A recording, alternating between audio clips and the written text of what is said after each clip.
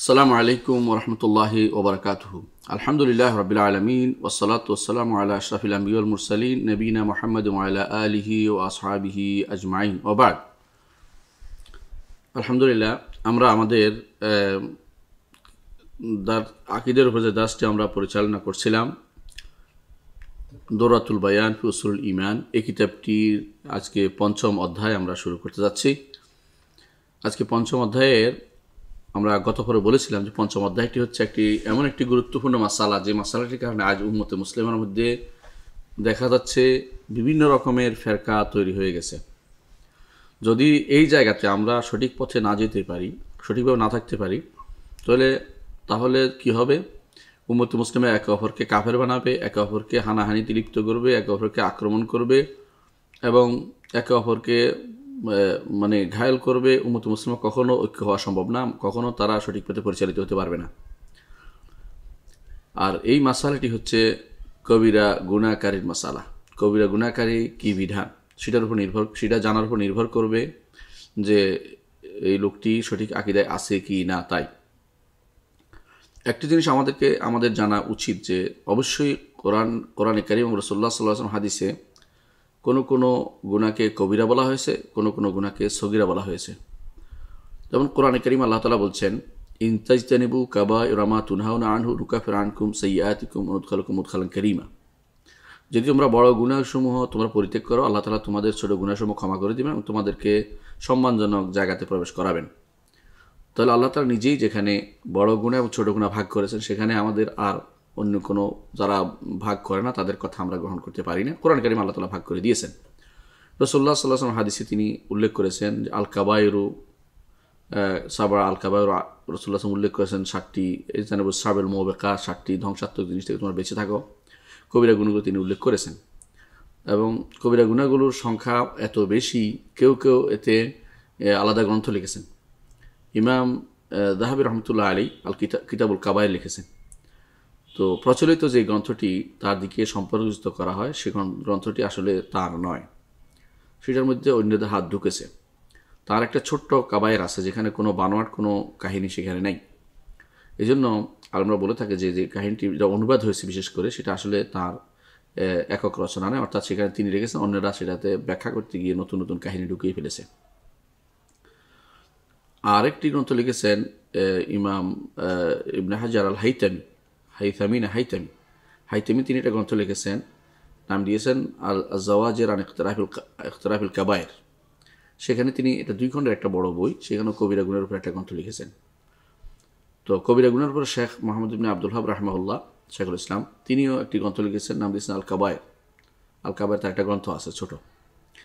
কবিরা গুনাহের উপরে মদিনা ইউনিভার্সিটিতে একটা থিসিস হয়েছে, যেটা খুব আলহামদুলিল্লাহ খুব গ্রহণযোগ্য হয়েছে। সেখানে তিনি করেছেন, সমস্ত এই কবিরা গুনাহগুলোকে সাজিয়েছেন সুন্দর করে, কাউলি, আমলি বা ইতিকাদি ভাগ করে তিনি কবিরা গুনাহ উল্লেখ করেছেন। এবং সেইভাবে তিনি কোরআন আয়াত এবং হাদিস, রাসূলুল্লাহ সাল্লাল্লাহু আলাইহি ওয়াসাল্লাম হাদিস দিয়ে সেগুলোকে সাব্যস্ত করেছেন। কবিরা গুনাহগুলো নিয়ে যুগে যুগে আলেমরা আলোচনা করেছেন। বিশেষ করে এই বিষয়টা যেহেতু যুগে যুগেই মতভেদপূর্ণ হয়ে আসছে, সাহাবায়ে কেরামের পর থেকে, তাবেঈনদের যুগ থেকেই কিছু মানুষ ভিন্ন মত পোষণ করতে শুরু করেছে। আলেমরা এই ব্যাপারে বিস্তারিত লিখেছেন। এমনকি যারাই আকীদার উপর গ্রন্থ লিখেছেন, তারাই কবিরা গুনাহকারী বিষয়টা সবার আগে উল্লেখ করেছেন। যখনই তারা আহকাম, বিধান এবং আহকামের উপর আলোচনা করেছেন, তখনই তারা সেটাকে তুলে ধরেছেন যে মানুষের বিধান কি হবে যখন সে কবিরা গুনাহ করে, এটাকে তুলে ধরেছেন। ঈমান ও আহকামের উপর যখন আলোচনা করেছেন, কারণ ঈমানের সাথে ওতপ্রোতভাবে জড়িত। কারণ আমরা জানি যে এখানে অনেকগুলো ফেরকা সৃষ্টি হয়েছে। যারা ছিল জাহমিয়া, তারা মনে করত যে কবিরা গুনাহকারী তার ঈমান ঠিক আছে, কোনো সমস্যা নেই। কারণ তাদের নিকট ঈমান হচ্ছে শুধু জানার নাম, সুতরাং কবিরা গুনাহ তো সমস্যাই নেই, শুধু জানলেই হলো। অনুরূপভাবে মুরজিয়া যারা, তাদের নিকটও কবিরা গুনাহকারীর ঈমানের কোনো সমস্যা কোনোদিনও হবে না, কিছুই হবে না, সে পূর্ণ ঈমানদার, জাহমিয়াদের মতোই। ঠিক বিপরীত মুখে চলে আসলো মুতাজিলারা এবং খারিজিরা। মুতাজিলা মনে করলো যে কবিরা গুনাহকারী ইমানদার নয়, তবে তারা কাফেরও বলতে রাজি হলো না। বলে যে তারা ইমান এবং কুফরির মাঝখানে যেন তারা আটকে আছে এখন পর্যন্ত, ইমানদারও না কাফেরও না। তো দুনিয়াতে এটা মুতাজিলাদের নিকট এটা দুনিয়ার শাস্তি, আখিরাতের শাস্তি চিরস্থায়ী জাহান্নাম। এটা হলো মুতাজিলাদের মত। আরেকটি গোষ্ঠী হচ্ছে খাওয়ারেজ। খাওয়ারেজরা বলল যে কবিরা গুনাহকারী দুনিয়াতেও কাফের, আখিরাতেও কাফের, কবিরা গুনাহ করলে কাফের। তো এইভাবে দেখা গেল যে এই খাওয়ারেজরাই এই জন্য কবিরা গুনাহকারী কাফের হওয়ার এই ধোঁয়া তুলেই যুগে যুগে মানুষদেরকে হত্যা করেছে। এরা কবিরা গুনাহকারী কাফের বলার কারণে তারা মনে করত তাদের মধ্যে যে নাউজুবিল্লাহ ওসমান রাদিয়াল্লাহু আনহুকে তাকফির করত, তারপরে তারা আলী রাদিয়াল্লাহু আনহুকেও তাকফির করত, কাফের বলতো। এবং যুগে যুগে তাদের মত ভিন্ন মতাবলম্বী যারা তাদের কাছে মনে হয়েছে যারা গুনাহ করেছে কবিরা, তাদের কাফের বলতো। এই জন্য খাওয়ারিজরা বলতো যে মুআবিয়া রাদিয়াল্লাহু আনহু অথবা আমর ইবনে আস আনহু অথবা আলী রাদিয়াল্লাহু তাদেরকে সবাইকে কাফের বলতো পাইকারিভাবে। এমনকি তারা সাহাবায়ে কেরামকে পাইলে তারা মনে করতো যারাই আলী রাদিয়াল্লাহুর পক্ষে ছিল বা মুআবিয়া রাদিয়াল্লাহুর পক্ষে ছিল সবাই কাফের মনে করতো তারা। এরপরে যারা আসলো খাওয়ারিজদের মধ্যে একটা বিশাল গোষ্ঠী এখনও, তারা কোনো শাসকের কোনো দেখলেই, কবিরা গুনাহ দেখলেই কাফের বানিয়ে ফেলে। অথবা কোনো ইমানদার যদি কোনো দেখে যে কোনো জিহাদ করেনি, জিহাদ যেহেতু তাদের কাছে মনে করে যে শর্ত পূরণ হওয়া লাগে না, শর্ত নাই, তারা মনে করে জিহাদ অর্থ হয় ফরজে আইন ফরজে কিফায়া, যেমন তারা বলে থাকে, সেখানে কোনো শর্ত লাগে না তাদের কাছে, শর্ত বাদেই তারা ফরজে আইন ফরজে কিফায়া হয়ে রয়েছে মনে করতেছে। শর্তটা তো পাওয়া যেতে হবে, এটা তারা মানে না। এই জন্য তারা মনে করে কেউ যদি জিহাদ না করে সেও তাকফিরের ভিতরে ফেলাই দিয়ে থাকে, যে সেও কাফের অন্তর্ভুক্ত। এই জন্য তারা মনে করে জিহাদ না করলে বা এই জাতীয় কিছু না করলে, কোনো আমল তাদের কাছে মনোপুতন তাদের সাথে বের না হলে তারা কাফের বানিয়ে ফেলে তাদেরকে। এবং প্রয়োজনে এই জন্য তারা বিভিন্ন রকমের হানাহানি, মারামারি বা গুপ্ত হত্যা বা প্রকাশ্য হত্যা করতে তাদের কোনো দ্বিধা থাকে না, তারা সব কিছু অনুমোদন করে। এগুলো সবই খাওয়ারিজদের কারসাজি এবং খাওয়ারিজদের এটা করে থাকে। আমরা দেখতে পাচ্ছি যে দুদিকে দুইটা একেবারে কঠিন দুইটা দল। একটি হচ্ছে এক দল হচ্ছে মুরজিয়া এবং জাহমিয়া এবং মুরজিয়া, তারা মনে করে যে কোনো গুনার কারণে কেউ কাফের হয় না, কোনো গুনাতেই কাফের হয় না। তারা কুফরে আমলকে কুফরে আমল করার কারণে যে কাফের হয় মানুষ, ওগুলো কাফের বলতে রাজি নেই। এটা একজনের মুরজিয়া, এরা একজনের মুরজিয়া। আরেক ধরনের মানুষ আছে যারা আরেক ধরনের বিপরীত পক্ষে চলে আসছে, যারা খারিজিরা এবং মুতাজিলা, তারা মনে করে যে কোনো কবিরা গুনাহ করলে কাফের হয়ে যায়। আল্লাহ তাআলা আহলুস সুন্নাহ ওয়াল জামাতকে সঠিক পথে রেখেছে। তারা বলেন যে আল কাবায়িরু মিন উমুরিল জাহিলিয়া, কবিরা গুনাহ হচ্ছে জাহিলি কাজ, কবিরা গুনাহ হচ্ছে জাহিলি কাজ। প্রমাণ হচ্ছে রাসূলুল্লাহ সাল্লাল্লাহু আলাইহি সাল্লাম একদিন দেখেছেন আবু যর রাদিয়াল্লাহু আনহু তার এক দাসকে বলছেন যে ইবনুস সাউদা, কালোর ছেলে। তো কালোর ছেলে বলার কারণ, এটা তো মায়ের তো কোনো দোষ নেই, কালো সাদা তো মানুষের হয়, এটা তো আল্লাহর সৃষ্টি। এটা সব, কেউ কালো হয়েও আল্লাহর সবচেয়ে প্রিয় বান্দা হবে, কেউ সাদা হয়েও নিকৃষ্ট বান্দা হবে। রাসূলুল্লাহ সাল্লাল্লাহু আলাইহি ওয়াসাল্লাম তাকে বললেন ইন্নাকা উমরুন ফিকা জাহিলিয়া, তুমি একজন মানুষ, তোমার মধ্যে জাহিলিয়ত রয়েছে, মূর্খতা রয়েছে, মূঢ়তা রয়েছে। এই জন্য যেহেতু এটা কবিরা গুনার কাজ, এই জন্য এটা হচ্ছে জাহিলি জিনিস। আহলে সুন্নাহ জামাত মনে করে যে কবিরা গুনাহগুলো জাহিলি কর্মকাণ্ড, মূর্খদের কর্মকাণ্ড, নাদান কর্মকাণ্ড, নাবুজের কর্মকাণ্ড। এগুলো কোনোটা ঈমানকে বিনষ্ট করে দেয়, কোনোটা ঈমানকে কমিয়ে দেয়, ঈমানকে কমিয়ে দেয়। যেহেতু আহলে সুন্নাহ জামাতের আকীদা হচ্ছে ঈমান কমে বাড়ে, সেহেতু ঈমান কমিয়ে দেয়।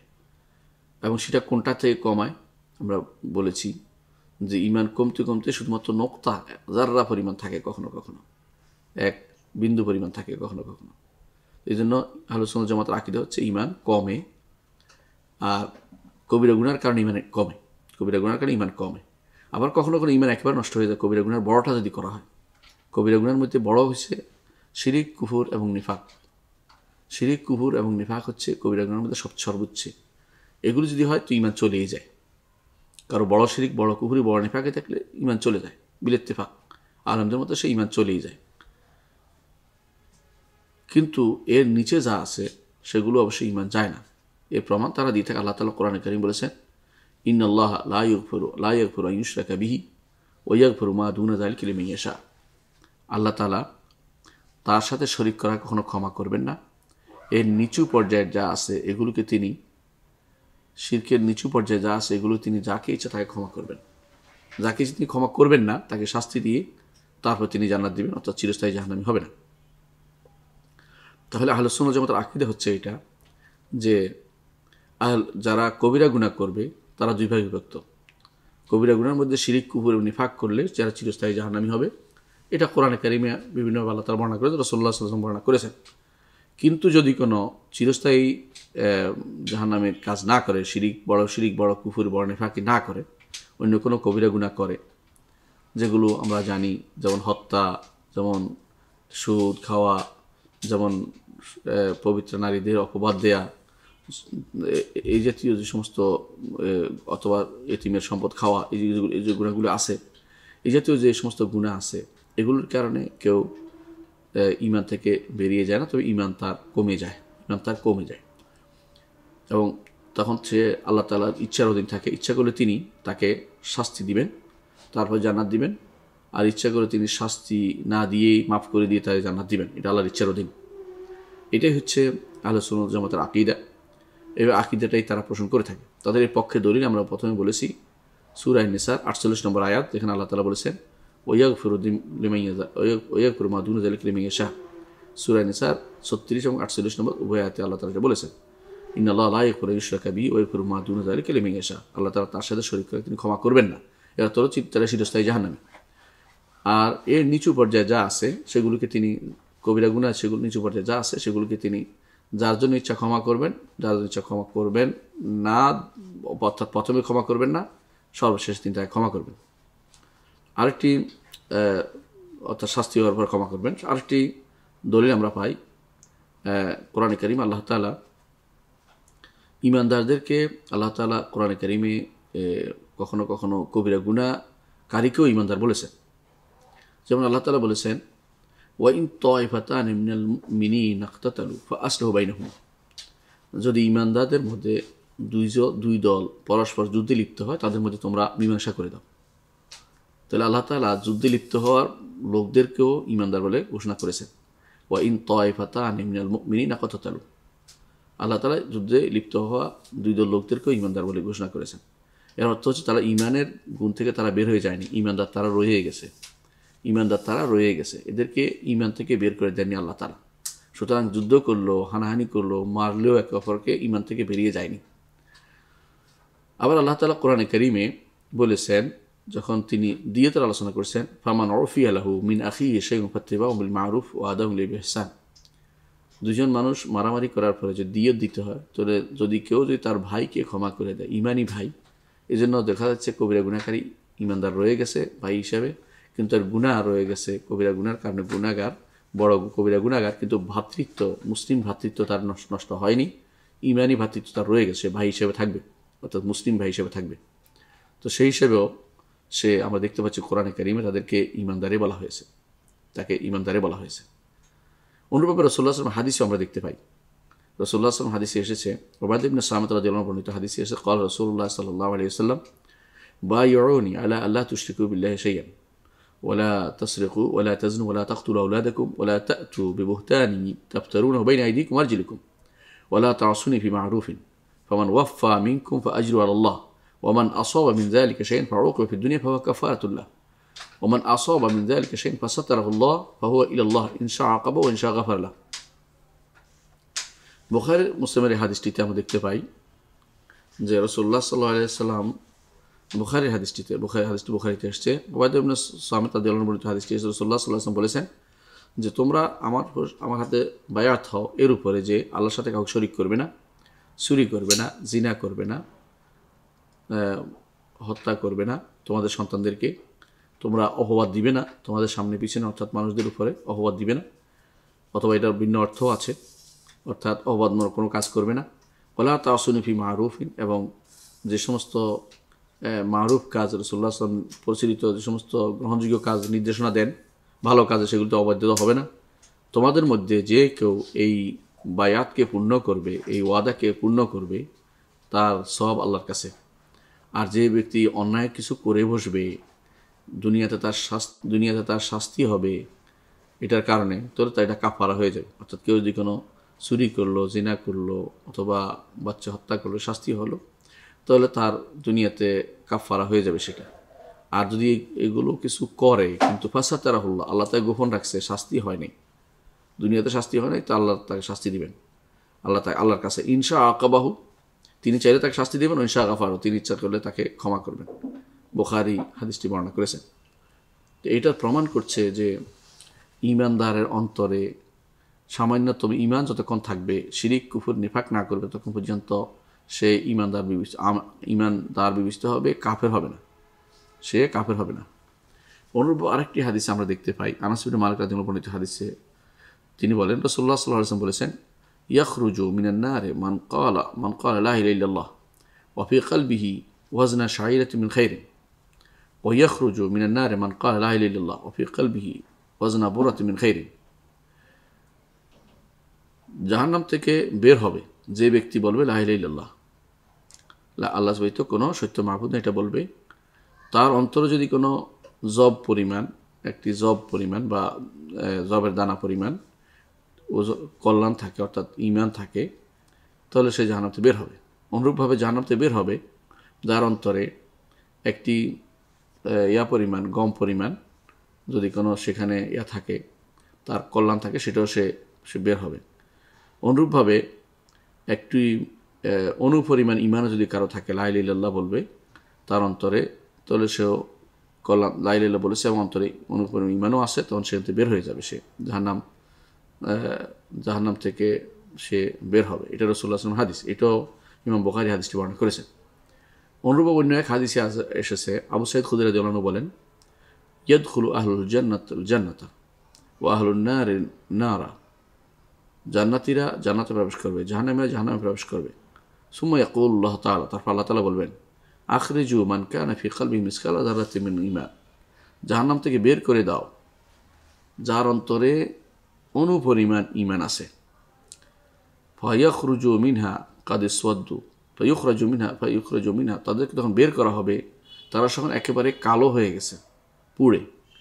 ফায়ুলকাউনা ফি নাহরিল হায়া, তাদেরকে তখন জীবন নদীতে ফালানো হবে তাদেরকে। ফায়ানবুতুনা কামা তানবুতুল হাবিয়াতু মিন হামিলিস সাইল, বলছে সেভাবে যারা গজে উঠবে, যেমনিভাবে কোনো একটি দানা যখন খড়কুটো এসে নদীর ধারে পড়ে, খড়কুটোর সাথে সেটা আস্তে আস্তে উপরের দিকে উঠতে থাকে, গাছ হয়, তেমনিভাবে তারা সেই যখন জীবন নদীতে ফেলা হবে, তখন তারা আবার নতুন করে জীবন লাভ করবে। আলাম তারা আন্নাহা তাখরুজু সফরা মুতাওয়িয়া, তুমি কি দেখোনি তারা কিভাবে সেটা সবুজ হয়ে বাঁকা হয়ে উঠতে থাকে, হলুদ হয়ে উঠতে থাকে, সেরকম সেটা উঠতে থাকবে। অর্থাৎ এই ঈমানদার ধীরে ধীরে ঈমান ছিল গুনাহগার, কিন্তু কবিরা গুনাহগার, কিন্তু সে ধীরে ধীরে আবার প্রাণপ্রাপ্ত হবে এবং ঈমানদারদের কাতারে যুক্ত হবে জান্নাতের ভিতরে। এ সমস্ত দলিল এবং অন্যান্য দলিল, আরও অনেকগুলো দলিল আমরা দিতে পারি। সবগুলো থেকে আমরা এটাই বোঝাতে চাচ্ছি যে গুনাহগার, কবিরা গুনাহগার ঈমানদার কখনো চিরস্থায়ী জাহান্নামী হবে না, বরং যদি তিনি আল্লাহর ইচ্ছার উপর নির্ভরশীল, তিনি ইচ্ছা করলে তাকে জাহান্নামে না দিয়েও তিনি জান্নাত দিতে পারেন, ক্ষমা করিতেন, বিভিন্ন কারণে ক্ষমা করতে পারেন। কীরকম বিভিন্ন কারণ? আমরা জানি যে ঈমানদার অনেকগুলো কারণে ক্ষমা পায়। এর মধ্যে আছে যে তিনি দুনিয়াতে মৃত্যুর সময় যে কষ্ট পায়, এর জন্য তার গুনাহ ক্ষমা করা হয়ে যাবে। ঈমানদার যদি কবরে যে প্রশ্নোত্তরে যে কষ্ট পায়, সেটার জন্য তার গুনাহ ক্ষমা হবে। ঈমানদার যদি কবরের শাস্তি হয়, সেটার জন্য তার গুনাহ ক্ষমা হবে। হাসরের মাঠে ওঠার কারণে যে কষ্ট হয়, সেটার কারণে তার গুনাহ ক্ষমা হবে। এমন ঈমানদার হাসরের মাঠে পানির পিপাসা, কষ্ট হবে, সেটার জন্য তার গুনাহ ক্ষমা হবে। এবং ঈমানদার জাহান্নামের আগুনে ঢুকবে, সেটার কারণে তার গুনাহ ক্ষমা করা হবে। এবং সুপারিশের কারণে তার গুনাহ ক্ষমা করা হবে। বিভিন্ন তারপর আল্লাহর রহমতে গুনাহ ক্ষমা করা হবে। বিভিন্ন কারণ আমরা জানি যে বিভিন্ন হাদিস দ্বারা প্রমাণিত হয়েছে 10টির মতো কারণ। এগুলো দিয়ে ইমানদারের গুনাহ ক্ষমা হয়ে যাবে। ক্ষমা হয়ে যাওয়ার কারণে যারা সর্বশেষে জাহান্নামে যাবে, খুব কম সংখ্যক ইমানদার, কম সংখ্যক এই জাহান্নামে যাবে যারা ঈমান আছে কিন্তু কবিরা গুনাহ করেছে, বিভিন্ন কারণে গুনাহ ক্ষমা হয়ে তারা জান্নাতে যাবে। এটা হলো আহলে সুন্নাত জামাতের আকীদা। এই আকীদাকে সবসময় আমরা ধারণ করতে হবে। এই জন্য আহলে সুন্নাত ওয়াল জামাত এটাই বলে যে কবিরা গুনাহ হচ্ছে জাহিলি কাজ, এবং ঈমান থেকে সেটা কবিরা গুনার সর্বোচ্চ যে 3টি স্তর রয়েছে, কুফরি, নেফাকি এবং শিরকি, এগুলোর কারণে মানুষ চিরস্থায়ী জাহান্নামী হবে। আর যেগুলো হচ্ছে নিচু পর্যায়ে এগুলোর কারণে ঈমান নষ্ট হলে এগুলোর কারণে ঈমান নষ্ট হয় না। অর্থাৎ 3টির বাইরে অন্যান্য কবিরা গুনাহ দ্বারা ঈমান নষ্ট হয় না। 3টি কি? 3টি হচ্ছে শিরক, কুফর এবং নিফাক। শিরক এবং নিফাক এই 3টির কারণে এই 3টি হলে ঈমান নষ্ট হয়ে যায়। আর 3টির পরে যেগুলো আছে যেমন হত্যা করা অথবা করা, এতিমের মাল ভক্ষণ করা, সুদ খাওয়া, ঘুষ খাওয়া, অথবা যুদ্ধের ময়দান থেকে পালিয়ে আসা, অথবা পবিত্র নারীদেরকে অপবাদ দেয়া, এই জাতীয় যত গুণাগুলি আছে এগুলোর কারণে সে ঈমান থেকে বেরিয়ে যায় না, এবং ঈমান কমিয়ে দেয়। এবং যারা এই কাজটি করবে, কবিরা গুনাহকারীকে ফাসেক বলা হবে। কবিরা গুনাহকারীকে বলা হবে ফাসেক, কাফের বলা হবে না, এবং পূর্ণ ঈমানদারও বলা হবে না, তাদেরকে বলা হয় ফাসেক। তবে এই ফাসেককে কখনো ঈমানুল মুতলাক বলা হবে না। ঈমানুল মুতলাক আমরা গত পর্বে ব্যাখ্যা করেছি। ঈমানুল মুতলাক হচ্ছে যেই ব্যক্তি ফরায়েজ আদায় করেছে এবং ওয়াজিবগুলি আদায় করেছে, হারামগুলি পরিত্যাগ করেছে এবং নফল কাজের মধ্যে অগ্রণী হয়েছে, এই ব্যক্তি ঈমান মুতলাকে আছে। যে ব্যক্তি আরও বেশি করেছে, নফল কাজের মধ্যে বেশি হয়ে সাবিকুন বিল খায়রাত, আরও উপরের তবকাতে। সুতরাং যারা আহলুল কেবলাবাসী ফাসেক যারা, তাদের নাম ঈমান মুতলাক, অর্থাৎ সে বলতে পারে না কখনো যে আমি ঈমানদার, এবার বলতে পারে না। তবে তার কাছে ঈমান মুতলাকুল ঈমান আছে, অর্থাৎ সে হবে তখন মুসলিম পর্যায়ের ঈমানদার, নিম্ন স্তরের পর্যায়ে ঈমানদার, কিন্তু সে ফাসেক হতে পারে। কিন্তু যারা উপরে উঠবে, 2টি স্তর রয়েছে, মুতলাকুল ঈমান অথবা কামালুল ঈমান যাদের রয়েছে, অর্থাৎ যারা সাবিকুন বিল খায়রাত অথবা যারা মুমিন, এই 2 গোষ্ঠী, মুহসিন যারা, মুমিন যারা, তারা কখনো ফাসেক মুরতাকিব কবিরার কারণে তারা কোনো ফাসেকের ভিতরে পড়বে না। এদেরকে বলা হবে না যে এরা যারা গুনাহ করবে, কবিরা গুনাহ করবে, তওবা করবে না। এই জাতীয় লোকেরা কখনো তাদেরকে মুমিন বা মুহসিন বলা যাবে না, তাদেরকে বলতে হবে মুসলিম। এই জন্য রাসূলুল্লাহ সাল্লাল্লাহু আলাইহি সাল্লাম যখন এক সাহাবী বললেন, যখন অন্য সাহাবীকে দেখি, ওয়াল্লাহি ইন্নী লা আরাহু মুমিনান, আল্লাহ শপথ করে বলছে আমি তাকে মুমিন দেখতে পাচ্ছি। রাসূল বললেন যে আওয়া মুসলিমান, বলো মুসলিম। তিনি মুমিনকে অস্বীকার করেন, কারণ সাধারণত একজন উপর মুমিনের দাবি করাটা খুব বড় দাবি। এই জন্য রাসূল বললেন যে তিনি যেন বলে আওয়া মুসলিম যেন বলে, কারণ একজন মানুষকে বড় দাবি করা তো কঠিন, যে কত বড় ঈমানদার এটা বলা তো কঠিন। আওয়া মুসলিম বলো। যদিও যে সাহাবী সম্পর্কে তিনি বলেছেন, অন্য সাহাবী বলেছেন যে তিনি ঈমানদার, তিনি আসলেই বড় ঈমানদার লোক ছিলেন, এতে কোনো সন্দেহ নেই। রাসূলুল্লাহ সাল্লাল্লাহু আলাইহি ওয়াসাল্লাম চেয়েছেন যেন মানুষ একে অপরকে ঈমানদার এইভাবে সার্টিফিকেট না দিয়ে দেয়, বরং মুসলিম সার্টিফিকেটটা যেন দেয়। কারণ ঈমানদার সার্টিফিকেট দেওয়া বড় সার্টিফিকেট, জান্নাতি সার্টিফিকেট দেওয়ার মতোই। তো এরকম সার্টিফিকেট দেওয়া তো ঠিক না। বলতে পারে যে আমি মনে করি, অথবা আমার কাছে মনে হচ্ছে আল্লাহ কবুল করো, আল্লাহ ভালো জানেন, এটা বলতে পারে, ইনশাআল্লাহ বলতে পারে। কিন্তু সরাসরি একজনকে মুহসিন বলা বা একজনকে ঈমানদার, খাঁটি ঈমানদার বলা, এটা খুব বড় সার্টিফিকেট। রাসূলুল্লাহ সাল্লাল্লাহু আলাইহি ওয়াসাল্লাম এটা চাননি যে কোনো মানুষ দ্বারা এটা বের হোক। তো সেইভাবে যারা কবিরা গুনাহ করবে তারা কখনো মুমিন পর্যায়ের না, মুহসিন পর্যায়ের না, তারা হচ্ছে মুসলিম পর্যায়ের মানুষ, মুসলিম হচ্ছে ঈমানদার। আর আমরা জানি যে এই পর্যায়ে থাকলেও কেউ চিরস্থায়ী জাহান্নামী হবে না। যদি জাহান্নামে যায়ও, এমনও হইতে পারে আল্লাহ ইচ্ছা করলে তাকে ক্ষমা করে দিবেন বিভিন্ন কারণে।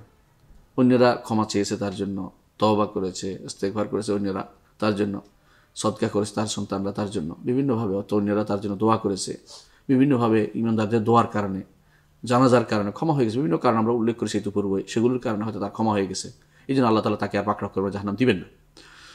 তো তাহলে বোঝা গেল যে কবিরা গুনাহকারী আহলুস সুন্নাহ ওয়াল জামাতের নিকট ফাসিক এবং তিনি মুসলিম, তিনি মুমিন নন, মুহসিন নন, এবং তিনি আল্লাহর ইচ্ছার অধীন। তিনি ইচ্ছা করলে তাকে শাস্তি দিবেন, ইচ্ছা করলে তাকে অন্য বিভিন্ন কারণে, যে সমস্ত কারণে গুনাহ ক্ষমা হয়ে যায় সে সমস্ত কারণে তিনি তাকে ক্ষমা করে দিবেন, ক্ষমা করে দিয়ে তাকে জান্নাতে যাওয়ার ব্যবস্থা করে দিবেন। এটা হচ্ছে আহলুস সুন্নাহ ওয়াল জামাতের আকীদা। এমনকি যারা জাহান্নামে দিবেন তারাও চিরস্থায়ী হবে না, তারাও বেরিয়ে আসবে, এটা আমরা হাদিস দ্বারা বুঝতে পারি। এবং তারা সেখানে তাদেরকে বলাও হবে জাহান্নামীয়ুন। সর্বশেষে তাদের যে সমস্ত চিহ্ন থাকবে তার সেই চিহ্নগুলি মিটিয়ে দেওয়া হবে, যাতে করে তাকে অপমানজনক অবস্থা না থাকে। কারণ জান্নাতে কারো মন খারাপ হবে এটা আল্লাহ তাআলা চাইবেন না। কিন্তু তারা চিরস্থায়ী জাহান্নামী নয়, আর তারা যে কখনো তাদেরকে কাফেরও বলা যাবে না। বর্তমানে একটা বিশাল গোষ্ঠী এই ফিতনাতে লিপ্ত।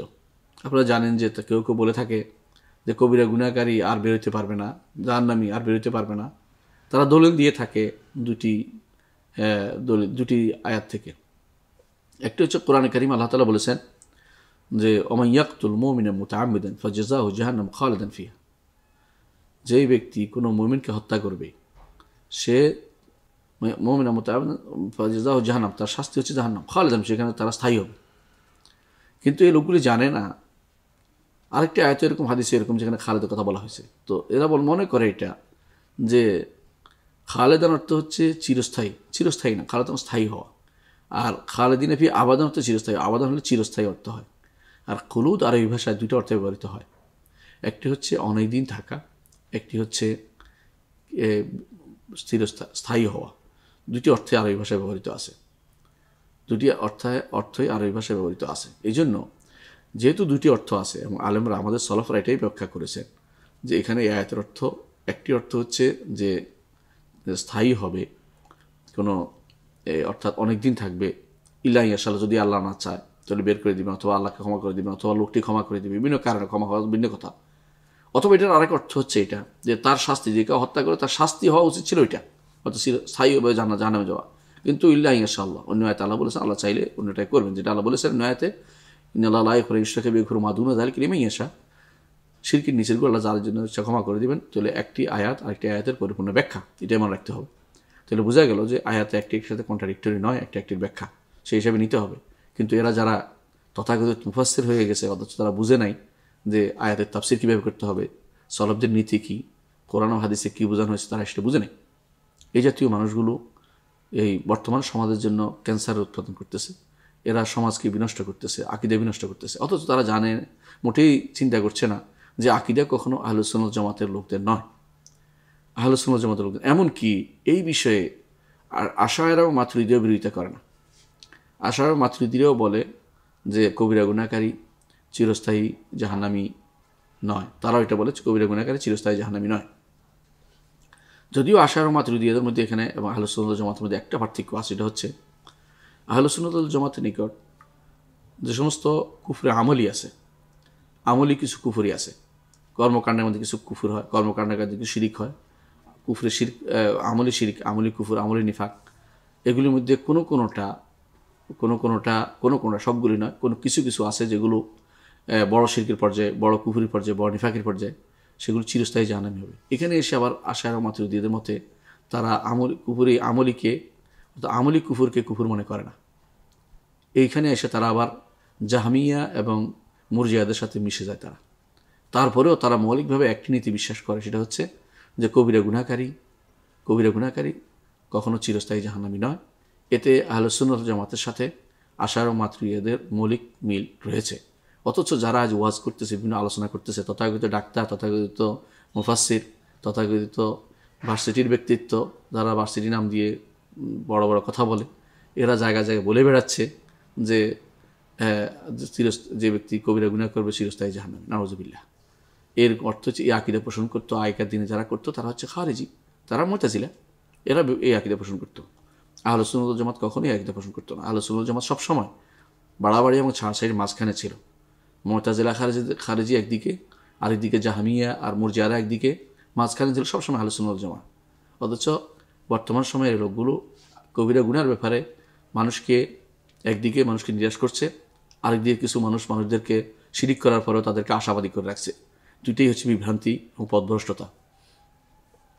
তাহলে আমরা বুঝতে পারলাম এটাই যে কবিরা গুনাহকারী অবশ্যই কবিরা গুনাহকারী ওয়াইদের অধীন, ধমকির অধীন। আল্লাহ তাআলা যাকে ইচ্ছা ক্ষমা করবেন, যাকে ইচ্ছা তিনি শাস্তি দিবেন, এটা তার ইচ্ছার অধীন। তবে কখনও চিরস্থায়ী জাহান্নামী হবে না যদি না তার ঈমান একেবারেই ঈমান থেকে বেরিয়ে যায়, ঈমান থেকে বেরিয়ে যায়। এই জন্য তাদেরকে বলা হয়, তার হলো ফাসিক মিল্লি বলা হয় বা ফাসিক বলা হয় তাদেরকে। এদের কাফের বলা হয় না বা পূর্ণ ঈমানদারও বলা হয় না, পূর্ণ ঈমানদারও বলা হয় না, পূর্ণ ঈমানদারও বলা হয় না। আচ্ছা, তাহলে আমরা দেখতে পেলাম তাদেরকে আবার এটাও বলা হয় না কবিরা গুনাহকারীকে যে তিনি মুমিন অথবা তিনি মুহসিন, এই পর্যায়ে তারা যেতে পারে না। তারাতে বলা হয় মুসলিম পর্যায়ের ঈমানদার। আর মুসলিম পর্যায়ের ঈমানদার যারা, তারাও মুসলিম এবং তারাও কোনো কাফের নয়, এটাই ঈমানদাররা বিশ্বাস করে থাকে। আমরা এটা ইতিপূর্বে বিস্তারিত আলোচনা করেছি। এটার মূল কারণ হচ্ছে আহলে সুন্নাত যে ইমামগণ মনে করেন যে মোমেন এবং মুসলিম এটা এই অংশ বিশেষ হতে পারে, অংশ বিশেষে একজন ইমানদার, অংশ বিশেষে গুনাহগার, এরকম হতে পারে। অর্থাৎ ইমানটা তাবঈদ বা অংশ হয়, ইমানটা অংশ বিশেষ হয়। অংশ বিশেষ হওয়ার কারণে যারা অংশ বিশেষ হয় বলে তারা কখনো এটাকে কাফের বানাই ফেলে না। আর তারা যেহেতু খারিজিরা, মুতাজিলা যেহেতু ইমানকে এক জিনিস নিয়েছে, তারা মনে করে যদি ইমানের মধ্যে আঘাত হয়েছে মানে ওইটা শেষ হয়ে গেছে। তারা বলতে থাকে এটা যে 9 আঘাত হলে 9 চলে গেছে, এটা তো 9 নেই, এটা হয় 8 হবে, নাহলে এটা আরও নিচে হয়ে যাচ্ছে, 8 তো 9 বলা যাবে না, এটাকে এরকম কথাবার্তা তাদের। এখন তারা জানে না যে এরকম 9 হতে হলে 1 2 3 4 5 6 7 8 পার হয়ে 9 হতে হয়, 9 হঠাৎ করে হয়ে যায় না। তো এই জিনিসটা তারা না বুঝার কারণে এই সমস্যাটা হয়েছে। আহলে সুন্নাত জামাত মনে করে যে একজন মানুষের মধ্যে কিছু ঈমান থাকবে, পুরোপুরি ঈমান না থাকলেও, যেমন আমরা আগেও বলেছি মুতলাকুল ঈমান থাকবে, কামালুল ঈমান না থাকলেও, অথবা তার ঈমানুল মুতলাক না থাকলেও শুধু মুতলাকুল ঈমান, নামমাত্র ঈমান তার মধ্যে থাকতে পারে, একটু ঈমান থাকতে পারে। সুতরাং আহলে সুন্নাত জামাত মনে করে এইটুকুর জন্য তার সওয়াব পাবে, যেটুকু আছে, এবং এটুকুর জন্য তাকে এটুকুর কারণে তাকে কাফের বলা যাবে না, এটুকুর কারণে। অর্থাৎ মূল মুতলাকুল ঈমান যেটা, নামমাত্র ঈমান যেটা, এটা থাকলে তারা কাফের বলা যাচ্ছে না। এর অতিরিক্ত যেটা হবে, ঈমানুল মুতলাকে যখন চলে যাবে তখন তো সে মুমিনের পর্যায়ে, আর যখন কামাল ঈমানে চলে যাবে তখন সে মুহসিনের পর্যায়ে, সেটা তো আরও ভালো কথা। কিন্তু আহলে সুন্নাত জামাত যেহেতু মনে করে ঈমানের স্তরগুলি রয়েছে, যেটা আশায়রা, যেটা মাতুরিদিয়া, এটা মুতাজিলা এবং যারা খারিজিরা যেটা মনে করে না, তাদের কাছে এই সমস্যা তৈরি হয়েছে। এই জন্য তারা মনে করে একটু গেলে পুরোটাই গেল, এটা তারা মনে করে। কারণ তাদের নিকট একটু পুরোটা বলতে কিছু না, ঈমান একটা জিনিসের নাম, একটা জিনিস যখন বলবে তখন এই সমস্যাটা হবে। কিন্তু আহলে সুন্নাত জামাত সবসময় সেটাকে এক জিনিস মনে করেনি। তাহলে তাদের নিকট কি বিধান? সেটা হচ্ছে একজন মানুষ যতটুকু তার ঈমান আছে অতটুকু সে সওয়াব পাবে, যতটুকু সে গুনাহ করেছে অতটুকুর জন্য শাস্তি পাবে। এটা হচ্ছে আহলে সুন্নাত জামাতের আকীদা। এটা হচ্ছে মধ্যম পন্থা এবং এটা হচ্ছে হক। আল্লাহ তাআলা কোরআনে কারীমে বলেছেন, ওয়াকাযালিকা জাআলনাকুম উম্মাতান ওয়াসাতান লিতাকুনু শুহাদা আলান নাস। এই জন্য তোমাদেরকে করেছি মধ্যপন্থী উম্মাত, যাতে করে তোমরা মানুষের কাছে সাক্ষী হতে পারো। এই জন্য এরা এই বিষয়টাকে এমনভাবে নিয়েছে, আলহামদুলিল্লাহ, যে এখানে মিনবাইনি ফারতিন ওয়া দামিন লাবানান খালিসান, রক্ত এবং গোবরের মাঝখান দিয়ে আল্লাহ তাআলা খাঁটি লবণ বের করে নিয়ে আসছেন। রক্ত এবং গোবর কোনোটাই খাওয়ার জন্য উপযুক্ত নয়, কিন্তু লবণ হচ্ছে উপযুক্ত। তো এরা আশায়রা ও মাতুরিদিয়া, মুতাজিলা এবং খাওয়ারিজরা একদিকে চলে গেছে, আবার জাহমিয়া এবং মুরজিয়ারা একদিকে চলে গেছে। তো যেহেতু মুরজিয়া দ্বারা প্রভাবিত ছিল আশায়রা ও মাতুরিদিয়া, সেই জন্য তারা কিছু জায়গাতে একটু ভুল করেছে। কিন্তু আহলে সুন্নাত জামাত একেবারে খাঁটি বিশুদ্ধ দুধের মতো তারা বিশুদ্ধ আকীদা বহন করে আছে, সেটা যেটা আমরা একটু আগে উল্লেখ করেছি। কিন্তু এখানে এক সামান্যতম ভুলের মধ্যে আছে আশায়রা ও মাতুরিদিয়া, যারা মনে করে থাকে যে কবিরা গুনাহ, এমনকি যদি কোনো উপরের লেভেল যেটাকে বলা হয়, কবিরা গুনাহ করতে করতে যদি কোনো শিরিকও করে ফেলে, কোনো আমলি শিরিক করে ফেলে, আমলি কুফর করে ফেলে, তারপর তার ঈমান চলে যায় না, তারা মনে করে থাকে। কিন্তু কোনো আমলি শিরিক, আমলি কুফরে ঈমান চলে যায়, এটা অবশ্যই তাদেরকে বিশ্বাস করতে হবে, নাহলে তারা ওখানে ভুল করে রয়েছে, যেটা আমরা আগে উল্লেখ করেছি। সেই ভুলটা তাদের কাছে সেটা বড় একটি ভুল মূলত। সেটার কারণে কখনো দেখা যায় দুনিয়ার বুকে অনেকেই শিরিক কুফরি করছে, কিন্তু তাদেরকে তারা ঈমানদার বলে যাচ্ছে। আমলি শিরিক করতেছে, আমলি কুফর করতেছে, আমলি শিরিক করতেছে, অর্থাৎ যেগুলো আমলের মাধ্যমে শিরিক করতেছে এগুলি তারা কুফরি বলে না। আমলের মাধ্যমে শিরিক করতেছে, আমলের মাধ্যমে কুফরি করতেছে, এগুলো তারা কুফরি বলে না, তার আকীদা শুধুমাত্র কুফরি বলে থাকে। এটা একটা ভুল ধারণা এবং ভুল আকীদার উপর বিশ্বাসী তারা। কিন্তু মৌলিকভাবে তারা কিন্তু একটা নীতিতে বিশ্বাসী। নীতিটা হচ্ছে যে যে গুনাহগারকে কবিরা গুনাহগারকে কাফের বলা যাবে না, কবিরা গুনাহ কাফের বলা যাবে না যতক্ষণ পর্যন্ত সেটাকে তারা যতক্ষণ পর্যন্ত বড় শিরক বা বড় কুফরিতে বা আকীদাগত কুফরিতে না নিয়ে যায়। এটা হচ্ছে ওদের মত। আর আহলে সুন্নাত জামাত বল আকীদা হোক আমলি হোক যে কোনো কুফরি এবং শিরকে গেলেই তারা কাফের হবে। এর নিচেগুলোকে তারা মনে করে কবিরা গুনাহের জন্য তারা কাউকে কাফের বলে না। এই দিক থেকে মিলটা আমরা তুলে ধরতে পারলাম ইনশাআল্লাহ।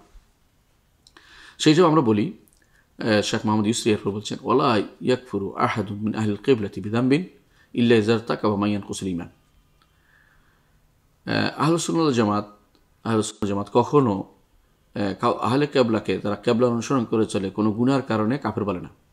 তবে যদি কেউ এমন কোনো কাজ করে যা মা ইয়ানকুদুল ঈমান, যা ঈমানকে বিনষ্ট করে, যা এমন কোনো কাজ করে যা ঈমানকে বিনষ্ট করে, এমন কিছু যদি কেউ করে বসে তাহলে তারা তাকে কাফের বলে, যেমন কেউ যদি কোনো কবর সিজদা করলো, কবরের মান্নাত করলো, কবরের কাছে কিছু চাইলো, এই জাতীয় কিছু করলে তারা কাফের বলে যে আমলিক হলেও এটা কাফের। আর এটা আহলে সুন্নাত জামাতের আকীদা, এরা কাফের হয়ে যাবে, এরা ঈমান নষ্ট হয়ে করে ফেলবে। এর আগে যদি কেউ অন্য কোনো কাজ করে গুনাহ করে, শিরিক না করলো কিন্তু ব্যভিচার করলো অথবা চুরি করলো অথবা এতিমের সম্পদ হরণ করলো অথবা ঘুষ খাইলো, সুদ খাইলো, এই জাতীয় জিনিসগুলোর কারণে তারা কাউকে কাফের বলে না, এইটা আমাদের জানা খুবই দরকার যে এটা কতক্ষণ পর্যন্ত, যতক্ষণ পর্যন্ত সেটা আমলের মধ্যে থাকবে, আকীদার মধ্যে চলে যাবে না। আমলের মধ্যে আবার কখনো কখনো কাফের হয়ে যায় যে ইস্তেহলাল করে। একটা মানুষ যদি কোনো মনে করে যে গোশ খাওয়া জায়েজ অথবা সুদ খাওয়া জায়েজ, তাহলে কাফের হয়ে যাবে। আমরা জানি যে অনেকগুলো কারণে মানুষ ঈমান থেকে বেরিয়ে যায়। এর মধ্যে আমরা 10টি কারণ উল্লেখ করতে পারি। 1 নম্বর হচ্ছে ধরেন কেউ যদি কোনো কোরআন এবং সুন্নাহ যা এসেছে আকীদা হোক আমল হোক এগুলোকে মেনে নিতে অস্বীকার করলো, সে ব্যক্তি কাফের। কেউ যদি মিথ্যারোপ করলো সেও কাফের, মিথ্যারোপ করলো। তৃতীয় হচ্ছে কেউ অহংকার করলো, সেও কাফের। অস্বীকার করা অহংকার মধ্যে পার্থক্য হচ্ছে অহংকার আর একটু বেশি ডিগ্রি। অস্বীকার হলো মুখের না মানা, আর মিথ্যারোপ করলো সেও কাফের। আর অনুরূপভাবে কেউ যদি কোনো সন্দেহ করলো সেও কাফের, ঠিক কি ঠিক না কোনোটা সেও কাফের। 4 নম্বর এটা। 5 নম্বর হচ্ছে কেউ যদি মনে করে যে মুখ ফিরিয়ে নিল, সন্দেহ করলো, মুখ ফিরে পড়লাম না, দেখবো না, এগুলো শুনবো না, সেও কাফের আহলুস সুন্নাহ জামাতের নিকট। 6 নম্বর হচ্ছে কেউ যদি কোনো ঠাট্টা করে, এগুলো নিয়ে ঠাট্টা করলো সে কাফের। এগুলো সবই কোরআন দলিল দিয়ে আমরা দিতে পারবো, কিন্তু সময়ের অভাবে দিচ্ছি না, এগুলি কারণে কাফের হয়ে যায়। তারপরে হচ্ছে 7 নম্বর হচ্ছে যে কেউ যদি কোনো হালাল মনে করে, হারামকে হালাল মনে করে, সেও কাফের। আর 8 নম্বর হচ্ছে বা 7 নম্বর হচ্ছে যে হিংসা করলো, ঘৃণা করলো, কোনো একটা কিছু ঘৃণা করলো সেও কাফের হয়ে যাবে, অপছন্দ করলো সেও কাফের হয়ে যাবে। আর বাকি থাকলো 2টি, নয় 8টা হলো, হ্যাঁ বাকি থাকলো 2টি। একটা হচ্ছে কেউ যদি শিরিক করে সে কাফের হবে, কেউ যদি মুনাফিক করে সেও কাফের হবে। তাহলে 10টি কারণ আমরা উল্লেখ করলাম। এই 10টি কারণ কিন্তু যদি ভালো করে থাকেন, এগুলো সবই কিন্তু হয় আকীদাগত না আমলগত, তো আকীদা আমল দিয়ে এমন কোনো কাজ করলে যে ঈমান বিরোধী, এই 10টি কিছু করলে সে কিন্তু কাফের হবে। এই 10টি না করে এর ছোট যে সমস্ত গুনাহগুলি করলো, কেউ অপরাধবোধ আছে, গুনাহ করছে, অপরাধবোধ আছে, তার মধ্যে অপরাধবোধ আছে যে আমি আল্লাহর আইন ব্যতীত বিচার করতেছি কেন, আমার অপরাধবোধ আছে, আমি পারছি না বা কিছু, সে কিন্তু কাফের হবে না। অপরাধবোধ যতক্ষণ আছে এই পর্যন্ত কাফের বলা যাবে না, অপরাধ করছি মনে করলে। আর যদি তার বেপরোয়া হয়ে যায়, শুধু মনে করে সব আইন সমান, আল্লাহর আইন আর জাগতিক আইন সমান, আল্লাহর আইন এখন অচল, অথবা আল্লাহর আইনের সময় চলবে না, অথবা জাগতিক আইন ভালো, অথবা সবাই একই রকম, অথবা অন্য আইনকে আইনে জোর করে নিজেই প্রতিষ্ঠা করেছে এবং নিজে এটাকে নিয়ে খুশি আছে, তাহলে সে কাফের হয়ে যাবে নিঃসন্দেহে এবং বড় কুফরিতে লিপ্ত। যেটা ওইগুলি যে কোনো একটাতে ভিতরে পড়বে, উপরে 10টা আলোচনা করে 10টার ভিতরে যে কোনো একটা ভিতরে তখন পড়বে। তাহলে আমরা দেখতে পাচ্ছি যে ঈমান বিরোধী 10টি কাজের কোনোটি যদি কেউ না করে এবং বাকি যে সমস্ত কবিরা গুনাহ আছে এগুলো যদি কেউ করে, আমলি কবিরা গুনাহগুলি কেউ করে, যে আমলি কবিরা গুনাহ বড় কুফর পর্যন্ত যায়নি, সে পর্যন্ত যদি কেউ থাকে, তাহলে এই মানুষটিকে আমরা কাফের বলবো না। তবে শর্ত হচ্ছে একটা, আহলুল কিবলা হতে হবে, সালাত আদায়কারী হতে হবে। আহলুল কিবলা অর্থ হচ্ছে কিবলার অনুসারী, অর্থাৎ কিবলা ঠিক আছে, কে কাবার দিকে ফিরে সালাত আদায় করে, কিবলার অনুসারী বুঝতে হবে যে সালাত আদায় করে। যেই ব্যক্তি সালাত আদায় করে না সে কিবলা অনুসারী না, আহলুল কিবলা না। যে ব্যক্তি সালাত আদায় করে না সে আহলুল কিবলা হতে পারে না। এই জন্য দেখবেন বাহাইরা সালাত আদায় করে সাইফ্রাসের দিকে ফিরে, সে কাফের। আবার বাহাইরা না হোক কাদিয়ানিরাও কাফের। কেন? তাদের সালাত আমাদের সালাতের মতো না, তাদের বিশ্বাস করে ভিন্ন বিশ্বাস, আকীদা বিশ্বাস নষ্ট হয়ে গেছে তাদের অন্য কারণে কাফের হয়েছে। তো এইভাবে অনেকগুলো বাবিয়ারাও কাফের, তারপর নুসাইরিয়ারাও কাফের, তারপরে দুরুজরাও কাফের, তারপরে আগা খানিরাও কাফের। এরা কাফের কেন? কারণ এরা আমলি এবং আকিদা, কেউ আমলিতে কেউ আকিদা, আমলে কেউ আকিদা, কেউ এই ইমান বিরোধী কাজ করেছে। এদেরকে আমরা ওই মোরতাকিবা কবিরের কথার ভিতরে আনতেছি না, এরা এর ভিতরে ঢুকবে না। এর বাইরে সাধারণ যারা ইমানদার আছে, ধরেন আমাদের দেশে অনেকেই ভুল করে কথা বলে ফেলে, অথবা কেউ না জেনে কথাবার্তা বলে ফেলে, উপরি কথাবার্তা, অথবা গুনাহ করে ফেলছে, জিনা ব্যভিচার করে ফেলছে, অথবা হত্যা করছে কাউকে, অথবা চুরি করছে, অথবা এই জাতীয় কোনো কিছু করছে। এদেরকে আমরা যদি সালাত আদায়কারী হয় তাদেরকে আমরা কাফের বলবো না। এটা হচ্ছে আহলে সুন্নাত ওয়াল জামাতের আকীদা। যতক্ষণ পর্যন্ত তাদের অবস্থান উপরে না যায়, অর্থাৎ 10টির ভিতরে না ঢুকে যায়, ততক্ষণ পর্যন্ত তারা কাফের হবে না। এটাকে সবসময় আমাদের মাথায় রাখতে হবে। এবং এর ভিতরে মানুষকে ইয়াসসিরু ওয়ালা তুআসসিরু, বাশশিরু ওয়ালা তুনাফিরু, এটা খেয়াল রাখতে হবে। তাদেরকে সহজ করতে হবে এবং কঠিন করা যাবে না তাদের উপরে। সুসংবাদ দিতে হবে, তাদেরকে দূর করে দেওয়া যাবে না। তাদেরকে কেউ আসছে তওবা করতে, তওবার সুযোগ দিতে হবে, বলতে হবে তওবা দরজা খোলা আছে। এমনকি কবিরা গুনাহকারী, এমনকি শিরিককারীও যারাই আসে তাদেরকেও আমরা সুসংবাদ দিতে আমরা বাধ্য। তাদেরকে বলবো তওবা করুন, আল্লাহ তাআলা কবুল করবে। আল্লাহ তাআলা কোরআনে কারীমে বলেছেন, ইয়া ইবাদিয়াল্লাযিনা আসরাফু আলা আনফুসিহিম লা তাকনাতু মির রাহমাতিল্লাহ। কুল, হে নবী আপনি বলে দিন, ইয়া ইবাদিয়াল্লাযিনা আসরাফু আলা আনফুসিহিম, হে আমার বান্দারা যারা নিজেদের নফসের উপর জুলুম করেছো, লা তাকনাতু মির রাহমাতিল্লাহ, আল্লাহর রহমত থেকে নিরাশ হও না, ইন্নাল্লাহা ইয়াগফিরুয যুনুবা জামিআ, আল্লাহ সমস্ত গুনাহ ক্ষমা করবেন। তওবা সমস্ত গুনাহকে ক্ষমা করে দেয়। সুতরাং শিরিক করলো এবং অন্য 10টি যেগুলো ইমান থেকে বেরিয়ে যেগুলো বলেছে এগুলো করলো একজন মানুষ, অবশ্যই আল্লাহ তাআলা তাকে ক্ষমা করবেন, তওবা করে ফিরে আসে। তাহলে একজন কবিরা গুনাহকারী ফিরে আসবে না কেন? কবিরা গুনাহকারী আমরা নিরাশ করবো না, কবিরা গুনাহকারীকে নিরাশ করা যাবে না, যে তাকেও আল্লাহ তাআলা ক্ষমা করে দিবেন। এটা হচ্ছে আহলে সুন্নাত ওয়াল জামাতের আকীদা। এবং তাকে যেমন যারা শাস্তি দেবে তারা শাস্তি দেবে, রাষ্ট্রপ্রধান বা তার নিয়োজিত প্রতিনিধি, বিচার ব্যবস্থা, তারা শাস্তি দেবে। সাধারণ মানুষের মুফতি দায়িত্ব না শাস্তি দেয়া, অথবা কোনো গ্রাম্য পঞ্চায়েতের দায়িত্ব না শাস্তি দেয়া। তাই দায়িত্ব হচ্ছে যতটুকু তাদেরকে আল্লাহমুখী করা যায় সেই ব্যবস্থা চালানো। এই জন্য ইমানদাররা দোয়াত হয়, লা কুদাত, তারা আল্লাহর পথে মানুষকে আহ্বান করে, কিন্তু বিচারক হয় না, তারা বিচারকের কাজ করে না, বিচারক কাজে নিয়োজিত হতে হয়। এই জন্য কেউ আইন নিজের হাতে তুলে নিতে পারে না, এবং কেউ কারোর কারণে কেউ যদি কোনো কাফের হয়েও যায়, তাকে হত্যা করার দায়িত্ব আপনার নয়। আপনি হত্যা করলে আপনি হত্যাকৃত হবেন, আপনার জন্য শাস্তি অবধারিত হবে, কারণ আপনি তাকে হত্যা করার দ্বারা আপনি তার হত্যা করার এজেন্ট নন, আবার আপনাকে হত্যা করার অনুমতি দেওয়া হয়নি, আপনি এটা করতে পারেন, আপনাকে নির্দেশনা দেওয়া হয়নি, বিচার হয়নি, তার বিচারের পরে যেটা নির্দেশনা হবে সেটা সরকার বাস্তবায়ন করবে, রাষ্ট্রপ্রধান বাস্তবায়ন না করলে তারা গুনাহগার হবে, আপনার দায়িত্ব নয়। আপনি শুধু জেনে নিন দেওয়া দায়িত্ব যে অমুক কাফের বা অমুক কাফের হয়ে গেছে, কুফরি হয়ে গেছে, বা তার কর্মকাণ্ড কুফরি, এটা শুধু জানার দায়িত্ব। এবং সেটা জানার পরেও তাকে আমাদের দায়িত্ব হবে, আলেমদের দায়িত্ব হবে, মুফতিদের দায়িত্ব হবে তাদেরকে দিনের দিকে ফিরিয়ে আনার জন্য সহযোগিতা করা, তাদেরকে দাওয়াত দেয়া, উদউ ইলা সাবিলিল্লাহি রাব্বিকা বিল হিকমাতি ওয়াল মাউইজাতিল হাসানাহ ওয়া জাদিলহুম বিল্লাতী আহসান, তিনটি যে কোনো একটি দিয়ে তাদেরকে দিনের দিকে আহ্বান জানানো, এটা হচ্ছে তাদের দায়িত্ব। এটা আমাদের খেয়াল রাখতে হবে। এগুলি না করে আমরা বাড়াবাড়ি হানাহানি করছি, এবং বিশেষ করে বেশি দুঃখ লাগে ওই সমস্ত লোকদের নিয়ে যারা খারেজি হয়ে যাচ্ছে একদিক থেকে, মুতাজিলা হয়ে যাচ্ছে একদিক থেকে। তারা মানুষদেরকে হত্যার জন্য বিভিন্নভাবে কথাবার্তা বলে, কেউ বলে তাকে হত্যা করা ফরজ হয়ে গেছে, ওয়াজিবুল কতল হয়ে গেছে, এই জাতীয় কথাগুলি। অথচ তাকে এই দায়িত্ব কে দিয়েছে? ওয়াজিবুল কতল দায়িত্ব তাকে কে দিয়েছে? এরা হচ্ছে ঠিক খাওয়ারিজদের মতো, যারা কাফেরদের ছেড়ে দিত আর ইমানদারদেরকে হত্যা করত। কাফেরদের ছেড়ে দিত, আলী রাদিয়াল্লাহু আনহুর যুগে তারা কি করতো? কাফেরদের ছেড়ে দিত, ইমানদারকে হত্যা করত। তারা বিভিন্ন রকমের অপব্যাখ্যা দাঁড় করাতো। আজও এই যারা হানাহানি মারামারি লিপ্ত জঙ্গি গোষ্ঠীগুলো, এরাও এই বিভিন্ন রকমের অপব্যাখ্যায় লিপ্ত। তারা ইমানদারদেরকে হত্যা করার জন্য, কাফের বানানোর জন্য বসে আছে, অথচ তারা কিছুই করে না, শুধুমাত্র এই তাকফির ফতোয়াবাজি করে। জিহাদের নাম দিয়ে তারা বিভিন্ন জায়গাতে শুধুমাত্র মানুষদেরকে ভীতি প্রদর্শন করায়, ভয় দেখায়। যারা নিরাপদ মানুষদেরকে তারা ভয়ের ভিতরে রাখে, নিজেরা কোনো কিছুই করে, শুধু ক্ষতিকর কাজে লিপ্ত, যার মাধ্যমে উম্মতে মুসলিমার ক্ষতি হবে সেগুলিতে তারা লিপ্ত রয়েছে। যেগুলি উপকৃত হবে উম্মতে মুসলিমার, ইলম, আমল এবং দাওয়াত এবং সবর এবং এই যে মূল কাজগুলো যেগুলো রয়েছে, শরীয়তের যে অন্যান্য কাজগুলো সেগুলো কোনোটার ভিতরে তাদের কোনো ইয়া দেখা যায় না। তারা সবসময় শুধুমাত্র হানাহানি মারামারিকে খুব পছন্দ করে এবং এটাকে তারা প্রমোট করতে চায়। এ ব্যাপারে অবশ্যই ইমানদার মাত্রই সাবধান থাকা উচিত এসব কর্মকাণ্ড থেকে। তাহলে আহলুল কাবায়ের যারা, কবিরা গুনাহগারী যারা, তাদের ব্যাপারে আমাদের কি অভিমত? তাহলে তারা চিরস্থায়ী জাহান্নামী হবে না, চিরস্থায়ী জাহান্নামী হবে না। তবে শর্ত হচ্ছে তারা আসলেই আহলুল কাবায়ের হতে হবে।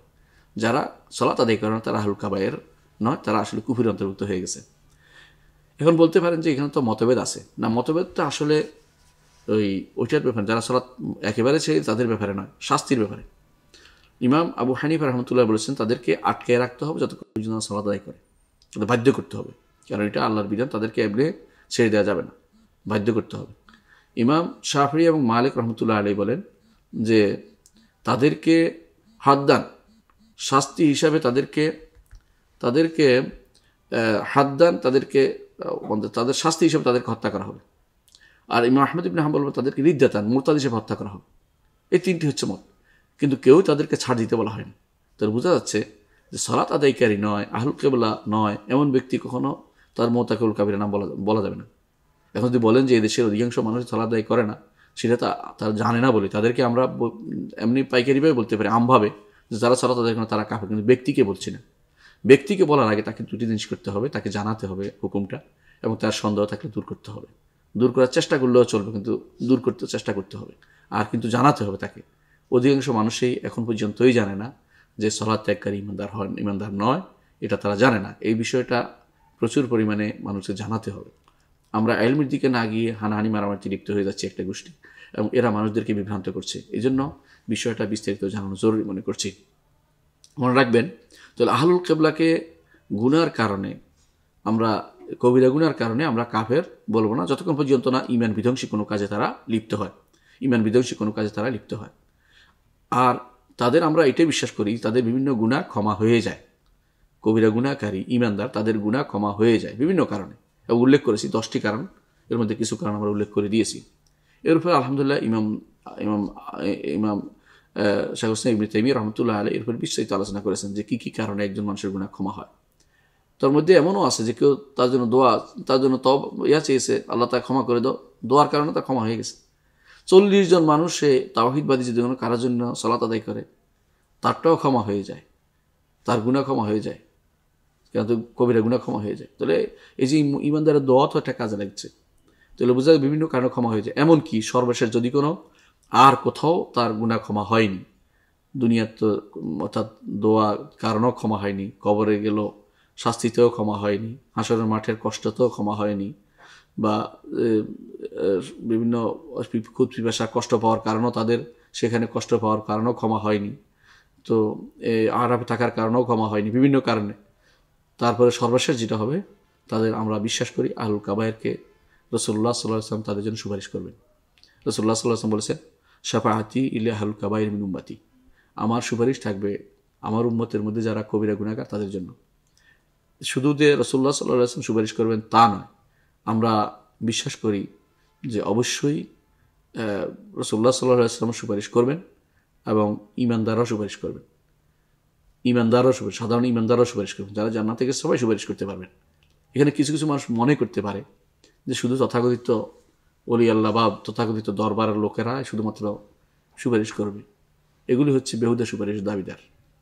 সুপারিশ করবে ইমানদাররা, জান্নাতে যারা গেছে তারাই সুপারিশ করবে, এবং তাদের মধ্যে স্তর আছে, কোনো সন্দেহ নেই, তাদের মধ্যে স্তর আছে। শহীদরা সুপারিশ করবে তার বংশের মধ্যে 70 জনের জন্য, হাদিসে আসছে সেটা।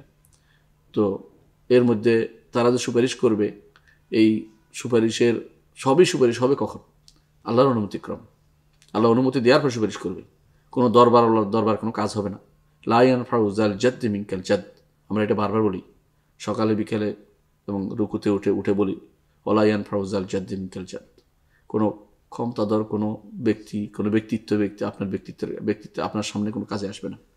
সুতরাং আপনার কাছে অনুমতি নিয়েই, আল্লাহর অনুমতি নিয়েই সেদিন সুপারিশ হবে, এবং সুপারিশ করবে রাসূলুল্লাহ সাল্লাল্লাহু আলাইহি ওয়াসাল্লাম সুপারিশ করবেন, নবীরা সুপারিশ করবে, সিদ্দিকরা সুপারিশ করবে, শহীদরা সুপারিশ করবে, এবং নেককার বান্দারা সুপারিশ করবে।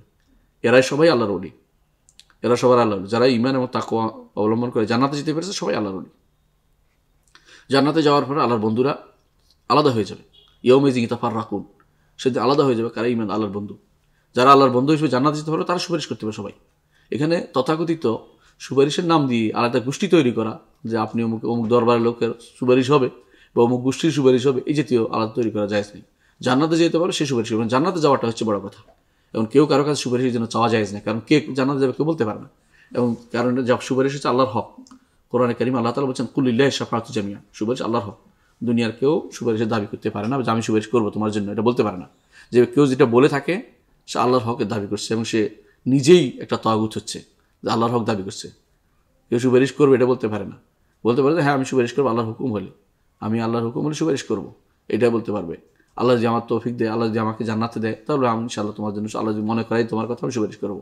মনে করার বিষয় আছে এখানে। আবার আপনি জান্নাতে যে মনে থাকবার কথা নাই, অনেকের কথা মনে থাকবে না। আল্লাহর ইচ্ছা যখন না হবে তখন কেউ মনে করতে পারবে না কারো কথা। আল্লাহর ইচ্ছা হবে যে এই লোককে স্মরণ করাই দেই, তার বন্ধুর জন্য জাহান্নামে পড়ে আছে, তখন হয়তো মনে স্মরণ করে দিবেন, আল্লাহর কাছে সুপারিশ, আল্লাহ আমার বন্ধু জাহান্নামে পড়ে আছে, আমি তার জন্য সুপারিশ, আল্লাহ নিয়ে আসো খুঁজি, তখন নিয়ে আসতে পারবে। তো অনুমতি ব্যতীত কোনো সুপারিশ হবে না, এটা মনে রাখতে হবে আমাদেরকে। সুতরাং কবিরা গুনাহগারীরা অবশ্যই আল্লাহর ইচ্ছাধীন, এটা বিশ্বাস করতে হবে। আল্লাহ তাআলা তিনি হয়তো তিনি সব শেষে তিনি কারো সুপারিশ নিয়ে নিজে তিনি তাদেরকে বের করে নিয়ে আসবেন। হাদিসে আছে রাসূলুল্লাহ সাল্লাল্লাহু আলাইহি ওয়াসাল্লাম বলেছেন যে আল্লাহ তাআলা তাদেরকে আল্লাহ তাআলা তার কোষে 3 কোষ উঠাই নিয়ে আসবেন। যারা আল্লাহ ব্যতীত কেউ জানে না তারা ভালো কাজ করেছে, ঈমান আছে তবে ভালো কাজ করেছে, আল্লাহ ব্যতীত কেউ জানে না, তাদের সুপারিশকারী কেউ নেই। তাদের সুপারিশ করার জন্য কোনো লোক খুঁজে পাওয়া যাচ্ছে না। রাসূলুল্লাহ সাল্লাল্লাহু আলাইহি ওয়াসাল্লাম সুপারিশ করবেন, সবাই সুপারিশ করার পরে তাদেরকে রয়ে গেছে, আল্লাহ জানেন তাদের ঈমানের কথা, তো আল্লাহ তাআলা তাদেরকে উঠে নিয়ে আসবেন। এবং এটা বিশাল বিশাল, আল্লাহ তাআলার কোষ তো বিশাল। আপনি জানেন যে আল্লাহ তাআলার মুঠির ভিতরে, হাতের মুঠির ভিতরে সারা দুনিয়া থাকবে, আসমান জমিন সব, তার জমিন সব মুঠির ভিতরে, আসমানের সময় তার হাতের উপরে। সে আল্লাহ যদি কোনো এক কোষ নিয়ে আসে, এটা কত বিশাল হবে। যাদেরকে কেউ জানেনি আল্লাহ তাআলা জানেন তাদের ঈমান সম্পর্কে, একান্ত গোপনে তার ঈমান তারা ছিল, কেউ বুঝতে পারেনি, তাদের জন্য সুপারিশ আল্লাহ তাআলা তার নিজেই তাদেরকে নিয়ে আসবেন, জান্নাতে বের করে আনবেন। এটা এই জন্য তো ঈমান ছিল। তারা কবিরা গুনাহকারী ঈমানদার, তাকে আল্লাহ তাআলা বের করে নিয়ে আসবেন। তবে অনেক সময় তাদের আখিরাতের আগেই তাদের অনেক গুনাহ ক্ষমা করা হবে, এটা আমরা বলেছিলাম।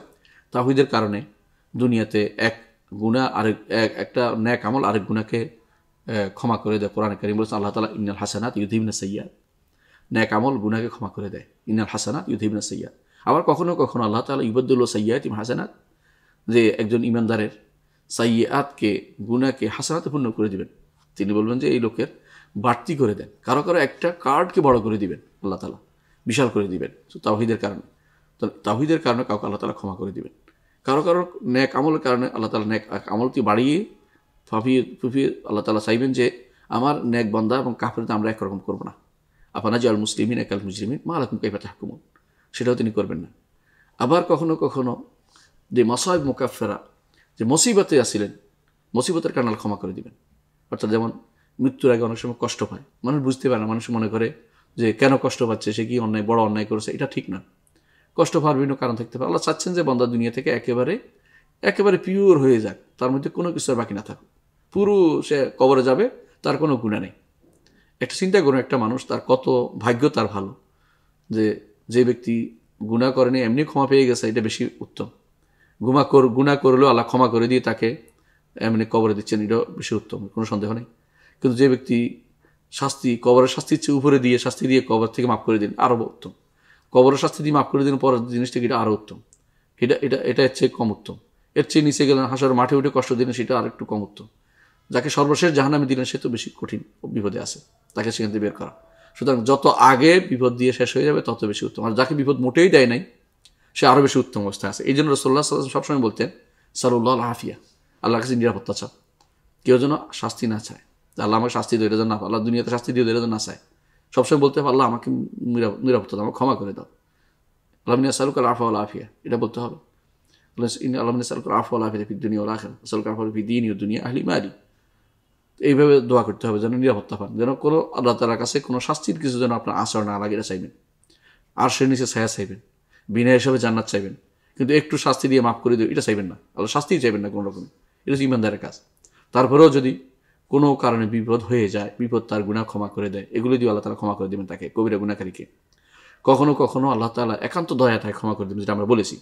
তাহলে বোঝা গেল যে আল্লাহ তাআলার ক্ষমা বান্দা কবিরা গুনাহকারীকে পাবে, কবিরা গুনাহকারীকে আল্লাহর ক্ষমা পাবে এবং তার জন্য সুপারিশ হবে, তার জন্য আল্লাহ তাআলার দয়া অবারিত থাকবে এবং তিনি বিভিন্নভাবে পার করে নেবেন তাকে।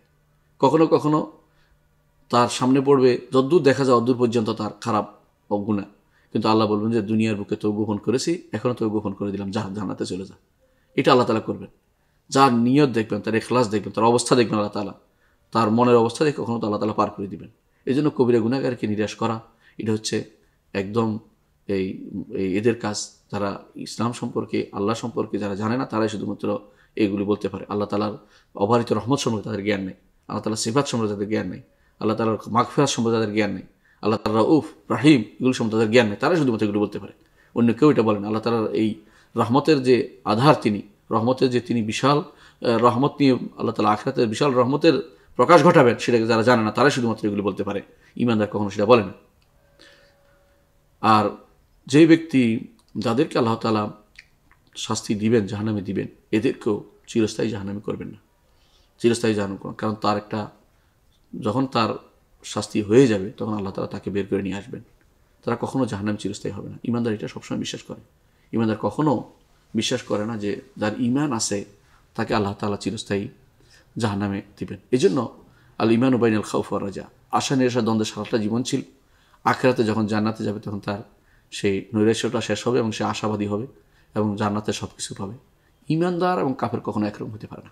আল্লাহ তাআলা কোরআন কারীম বারবার বলেছেন এটা, আফানা জাল মুসলিমিনা কাল মুজরিমিন মা লাকুম কাইফা তাহকুমুন। তোমাদের কি হলো? মুসলিম এবং মুজরিম কি একরকম হতে পারে? মুসলিম এবং অপরাধী কি একরকম হতে পারে?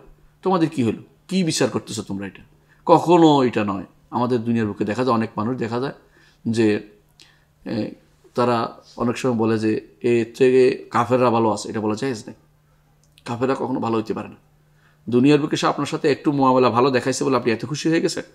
কতক্ষণের জন্য এই মুআমালা? এই মুআমালাতে শেষ পরিণত সে দুনিয়ার কারণে করছে। দুনিয়ার কারণে সে তো আখিরাত নাই। সে দুনিয়ায় কিছু প্রাপ্তির আশায়, দুনিয়াতে সে হয়তো তার ব্যবসা চাঙ্গা করবে, অথবা তার আপনার উপর কোনো প্রভাব বিস্তার করবে, আপনাদের কোনো কাজ উদ্ধার করবে, এই জন্য সে আপনার সাথে ভালো ব্যবহার করছে। তার ভালো ব্যবহারের পরিবর্তে দুনিয়াতে থেকে যাবে। সে কোনোদিন ঈমানদার থেকে ভালো হতে পারে না। এই জন্য কখনও জায়েজ নেই কোনো ঈমানদার থেকে কাফেরকে ভালো বলা, ইসলামে জায়েজ নেই। ঈমানদার যত গুনাহগারই হোক সে আপনার ভাই, আমার ভাই। আর কাফের যত ভালো চরিত্রই দেখাক না কেন, সে কাফের, সে আমার শত্রু, এটা ঈমানদার, এটা বিশ্বাস করতে হবে। সে শত্রুই থাকবে। ফাইনাল্লাহ আদুউল লিল কাফিরিন, আল্লাহ তাদেরকে শত্রু বলেছেন। শত্রু দুই প্রকার আছে অবশ্যই।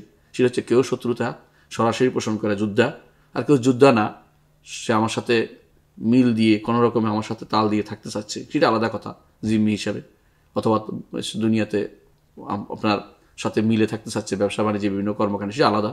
কিন্তু তাই বলে ঈমানদার এবং কাফের কখনো একরকম হতে পারে না। ঈমানদার যত খারাপই হোক, তার ঈমানের কারণে, ঈমান যদি তার থাকে, তাহলে সে কাফের চেয়ে বহুগুণ উত্তম। এটা মনে রাখতে হবে। বহুগুণ, তার সাথে কোনো তুলনাই চলে না, এটা আমাদের মনে রাখতে হবে। এজন্য কবিরা গুনাহকারীকে কখনো আমরা ঈমানদার, কখনো কাফের বলি না, এবং ঈমানদার কখনো কবিরা গুনাহকারীকে তাকে একেবারে পাক্কা ঈমানদারও বলি না। আহলুস সুন্নাত ওয়াল জামাত সবসময় মধ্যপন্থা অবলম্বন করেছে।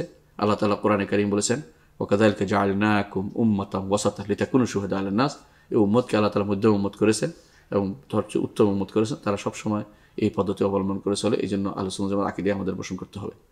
আমরা ইনশাআল্লাহ আগামী পর্বে অন্য একটি পর্বে আলোচনা করব। সেটা হচ্ছে যে কবিরা গুনাহ আহলুল কিবলার উপর হুকুম কিভাবে দিব আমরা, অর্থাৎ কি কি কাজ তাদের দ্বারা করতে হবে। যারা আহলুল কিবলা অনুসরণ করেছিল, তাদের সাথে আমাদের সম্পর্ক কেমন হতে হবে। অনেক সময় আমরা মনে করি আহলুল কিবলা মানে যারা আহলুল কিবলা আছে তাদেরকেই আমরা সব এক কাতারে মাপবো, এটাও না। আবার তাদের একেবারে খারাপ ব্যবহার করে, এটাও না। এই বিষয়টা নিয়ে ইনশাআল্লাহ এবং অন্যান্য আরও বিষয় নিয়ে, বিশেষ করে তাওহীদের বিভিন্ন অংশ নিয়ে বিভিন্ন আলোচনা করবো ইনশাআল্লাহ আগামী পর্বে। আল্লাহ তাআলা আপনাদের আমাদেরকে সুস্থ রাখুন। ওয়া আখিরু দাওয়ানা আলহামদুলিল্লাহি রাব্বিল আলামিন। আসসালামু আলাইকুম ওয়া রাহমাতুল্লাহি।